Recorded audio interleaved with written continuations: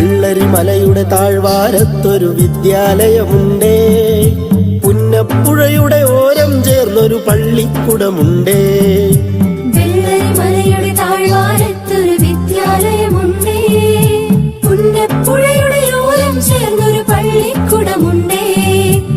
ഓടമഞ്ഞിൽ അണിഞ്ഞൊരുങ്ങി നിറഞ്ഞു നിൽക്കുന്നേ, നാടിനുയിരായി അറിവിൻ മധുരം പകർന്നു നൽകാനായി, നാടിനുയിരായി അറിവിൻ മധുരം പകർന്നു നൽകാനായി.